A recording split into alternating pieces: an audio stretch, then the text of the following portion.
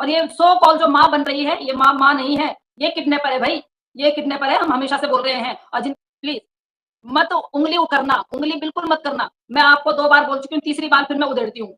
हैदर भाई के बच्चे बोलेंगे उनको मामा, हैदर भाई के बच्चे बोलेंगे, हैदर भाई आपने उनकी जिंदगी खराब कर दी, लाइव उनकी आइडेंटिटी खराब कर दी। किस तरह के वकील हैं आप?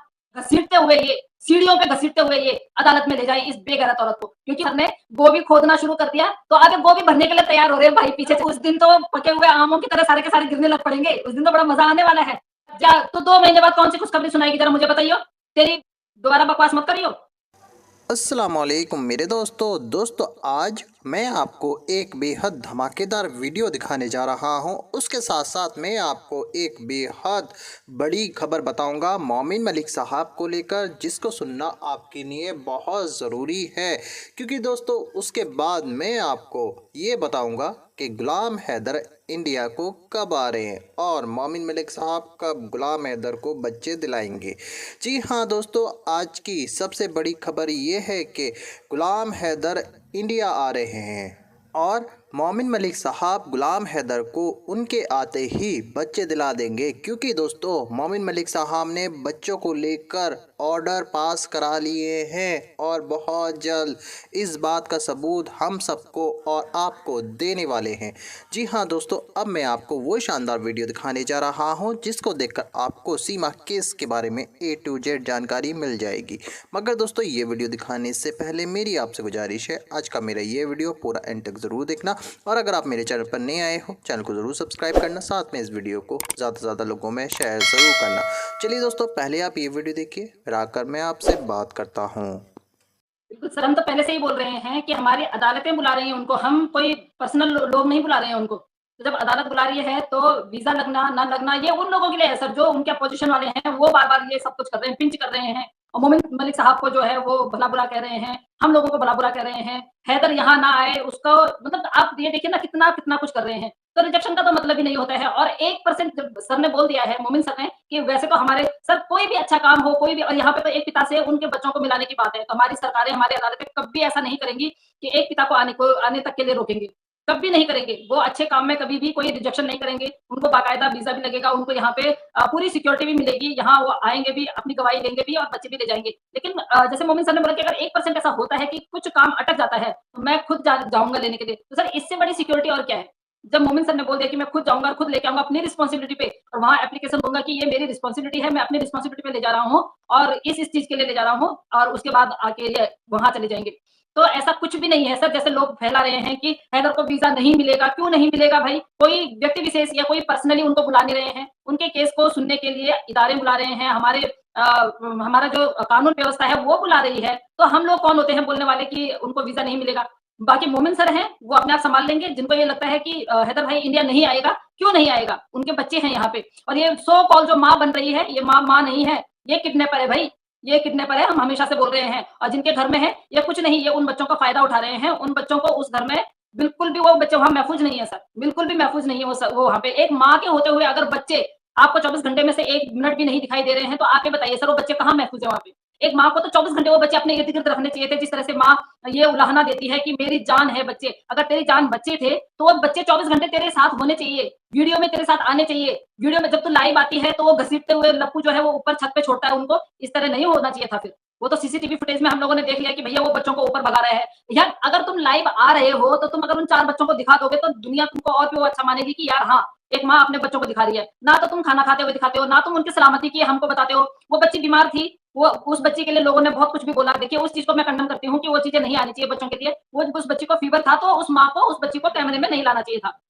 जब हम बोलते हैं, हम कहते हैं, कभी हम ऐसी बातें बोल देते हैं तो बच्चों को इंस्टॉलमेंट में दिखाया जाता है। 2 बच्चों को एक बार दिखाया जाता है, 2 बच्चों को एक बार दिखाया जाता है, चारों बच्चे इकट्ठे क्यों नहीं दिखाए जाते हैं? अगर तुम माँ है तो अपने आप को बोलती है कि मैं अपने बच्चों के बगैर 1 मिनट नहीं रह सकती हूँ। एक बच्चा मेरा इधर सोता है, एक बच्चा इधर सोता है, एक बच्चे यहाँ कहाँ सोते हैं बच्चे? बच्चे बिल्कुल भी वहाँ पे सुरक्षित नहीं है। और बिल्कुल मोमिन सर ने जिस तरह से बोला है बच्चों के उसके लिए जांच के लिए, बच्चों को लेने के लिए, वो सारा बहुत सारी ऐसी प्रोसेसिंग है जो सर कर चुके हैं और हम नहीं मानते हैं कि हमें उनसे पूछना चाहिए। वो अपना काम कर चुके हैं। जिस तरह से अब अदालत से जिस तरह से उनको वो आएंगे, लेटर आएंगे, नोटिस जाएंगे, उस तरह से वो वहां जाएंगे, अपनी सुनवाई पे जाएंगे, हैदर भाई आएंगे। और अभी मैं उनको सुन रही थी तो उन्होंने ये भी बोला है कि हैदर, अगर हैदर भाई आएंगे तो वो सारा काम सर इकट्ठा कर देंगे। बच्चों को देने की, उनकी वो उनका उनका जो जितने सारे केस लगे हैं वो सारे केस एक ही बार में ना खत्म करने की कोशिश कर रहे हैं। जो फर्स्ट डेट का जो केस लगा हुआ था, वो जो अक्टूबर के लिए वो कर दिया है, कैंसिल वो कर दिया है, ट्रांसफर कर दिया। तो वो कह रहे हैं कि वो मेरे ऊपर है भाई, क्योंकि बहुत सारे लोगों ने मैंने देखा कि बहुत सारे लोगों ने उस पे भी ऑब्जेक्शन उठाया है कि आप बहाने मार रहे हैं कि हमारे यहाँ कांवड़ जाते हैं। हाँ भाई, हमारे यहाँ कांवड़ जाते हैं और कल लास्ट डेट था, तो कल वहाँ पुलिस प्रोटेक्शन उन लोगों के लिए पुलिस प्रोटेक्शन होती है जो लोग कांवड़ लेके आते हैं। तो उन लोगों के लिए पुलिस लगी हुई थी और उनके जो जितने भी सारे वो थे गवाह थे वो पुलिस वाले थे। तो एक आपके यहाँ के एक यूट्यूबर हैं, मैं उनको हर बार बोल चुकी हूँ कि प्लीज मत उंगली करना, उंगली बिल्कुल मत करना। मैं आपको 2 बार बोल चुकी हूँ, तीसरी बार फिर मैं उधेड़ती हूँ। मैं 2 बार आपको बोल चुकी हूँ। आपने कल मोमिन सर पे ये एलिगेशन लगाया कि मोमिन सर जो है वो बहाना मार रहे हैं।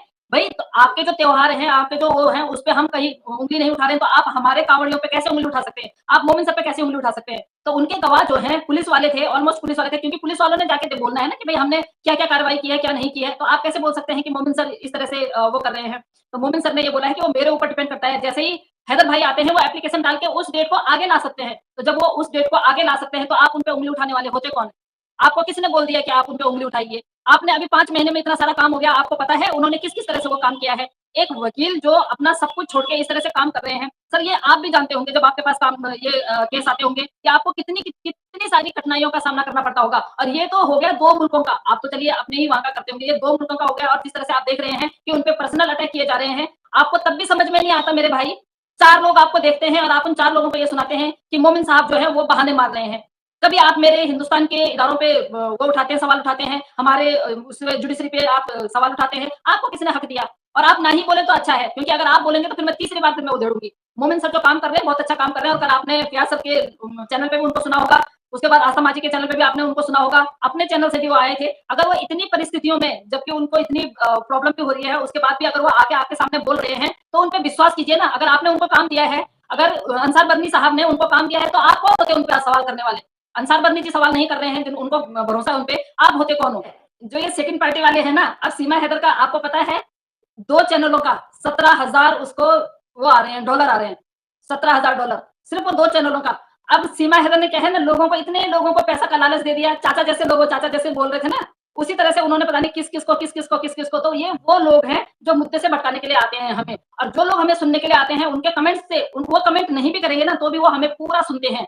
अब क्या है ना, मोमिन मलिक सर ने जो केस कर रखे हैं, वो टोकरा उठाते-उठाते जो है ना, उसको ढोते-ढोते एपी सिंह जी हो गए हैं पस्त। उन्होंने रख दिया है वो अब उसके सर पे, सीमा के सर पे। अब सीमा हो गई है परेशान। अब सीमा का मुँह पता कैसा लगता है? जैसे उसने वो एक छोटा-सा एक डॉगी पाल रखा है। अच्छा, उस डॉगी को ज़रा-सी चोट लगती है, उसको तो वो कैमरे में दिखा देती है। बच्चों को तकलीफ होती है, उनको नहीं दिखाती है। तो सीमा की जो हालत हो रखी है ना, चाहे बुरा लग जाए उसके सपोर्टरों को, भला लगे, आई डोंट केयर। सर उसकी शक्ल आजकल ऐसे लग रही है, मोमिन सर ने जो काम किया है, कि जैसे कि उसने वो छोटा वाला डॉगी, वो पिल्ला बोलती है ना, अबे बेगैरत औरत, जिसको पालते हैं ना उसको ढंग का नाम बोलते हैं। अगर तेरे को कोई नाम नहीं आता है ना, और देख मैं एनिमल वेलफेयर से हूँ, अगर पिल्ला तूने दोबारा बोला ना, मैं तेरे मुँह पे झापड़ मार दूँगी। इस उस पे भी तेरे ऊपर कार्रवाई हो सकती है। उसको या तो नाम दे या उसको डॉगी बोल, जो डॉगी है।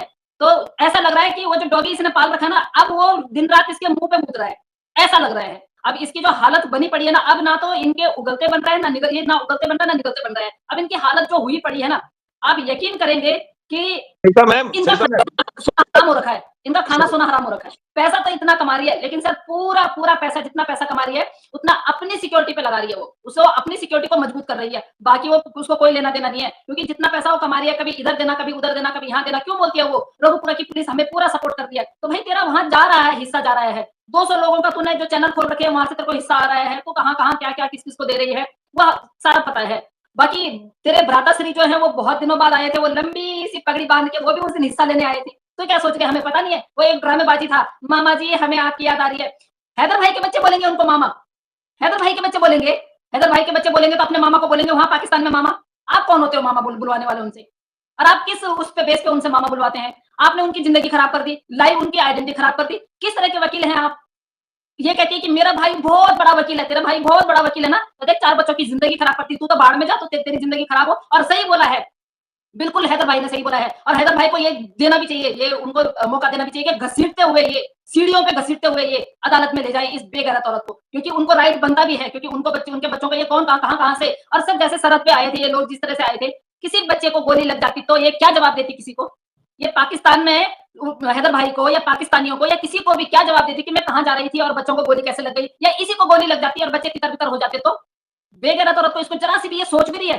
तो किसी सर ये यहाँ से पता चलता है कि किसी के कहने पे या अपने कहने पे नहीं आई है। इसको पूरी सिक्योरिटी के साथ में लाया गया है। इसको पूरा बताया गया है कि ऐसे आना है, ऐसे आना है। जो कुछ भी होगा अब भाई अब जैसे-जैसे मोमिन सर ने गोभी खोदना शुरू कर दिया, तो अब गोभी भरने के लिए तैयार हो रहे हैं भाई, पीछे चले गए हैं बोरा लेने के लिए। तो अब बोरा लेके आएँगे, गोभी भरेंगे, जाके मंडी में ले जाएँगे, बेचेंगे, पैसा आएगा तो फिर बाँटेंगे। तो और उस दिन तो पके हुए आमों की तरह सारे के सारे गिरने लग पड़ेंगे। उस दिन तो बड़ा मज़ा आने वाला है। जैसे ही हैदर भाई का पता चलेगा ना कि हैदर भाई इंडिया पहुँच चुके हैं, आप ये लगा लीजिए कि कितनी बड़ी-बड़ी जो विकेटें हैं ना, वो गिरना शुरू हो जाएँगी। इतनी बड़ी-बड़ी विकेटें गिरना शुरू हो जाएँगी, तो छोटों को कौन पूछता है? और मैं तो ये कह रही हूँ कि ये विकेटें ऐसे गिरे दोबारा खड़ी ना हो पाए। और 2 महीने बाद क्या तो 2 महीने बाद कौन-सी खुशखबरी सुनाएगी ज़रा मुझे बताइए?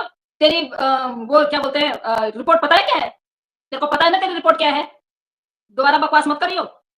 हाँ, 2 महीने बाद खुशखबरी सुनाएगी। सो तू 17 लाख में तू तो केक काटने वाली थी, क्यों नहीं काटा? डर गई ना? क्योंकि मोमिन मलिक साहब लाइव आ गए परसों, उसने काटना था केक आजकल में। कह रही अब जब 2 मिलियन हो जाए वो 20 लाख हो जाएँगे तब काटेंगे, उससे पहले तो तू जेल में चली जाएगी, वहीं काटियो केक। दोस्तों देखा आपने ये वीडियो, मुझको पूरी उम्मीद है ये वीडियो आपको बेहद पसंद आया होगा और इसमें आपने भगोड़ी की बैंड बजते हुए देखी होगी। दोस्तों आपकी क्या राय है इस वीडियो के बारे में, मुझको कमेंट बॉक्स में आकर कमेंट कर ज़रूर बताना। दोस्तों आज की वीडियो में बस इतना ही, मैं फिर मिलूँगा ऐसे ही दूसरी वीडियो के साथ, तब तक के लिए खुदा हाफिज़।